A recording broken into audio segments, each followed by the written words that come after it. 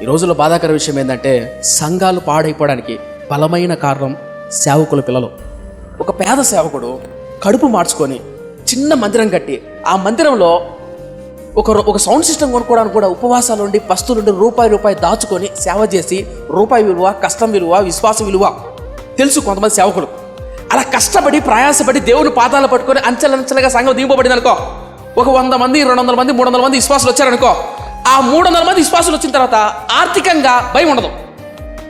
ఇప్పుడు ఎంటర్ అవుతాడు పుత్తనత్నుడు, ఎవరు కుమారుడు. ఇతనికి కష్టం విలువ తెలీదు, వాక్య విలువ తెలీదు. అందరిని అంటాంలా సుమా మళ్ళా, ఎందుకంటే మళ్ళీ యూట్యూబ్ వీడియోస్లు, ఇన్స్టాగ్రామ్ వీడియోస్లు కింద కామెంట్లు అంటారు. మళ్ళా అందరు సేవకుల పిల్లలు అంటారని అంటాంలే. చాలా మంది సేవకుల పిల్లలు ఆ కష్టం విలువ, కన్నీటి విలువ, ప్రార్థన విలువ తెలీదు. ఇప్పుడు ఆ సంఘం మీద పడి పాటలు పాడ ఒరే వచ్చేసాలు ఇంకా వాళ్ళు పట్టుకోలేము. ఇంకా ఊగులే ఊపులు, కంపులే ఇంకా మామూలు ఉండదు అది. కానీ పాటలు, ఆరాధన ఎలా చేయాలి అనేది వాక్యాన్ని కట్టుబడి చేయాలి. సేవకుల పిల్లల కష్టం విలువ తెలియాలి, కన్నీటి విలువ తెలియాలి, బాధ విలువ తెలియాలి.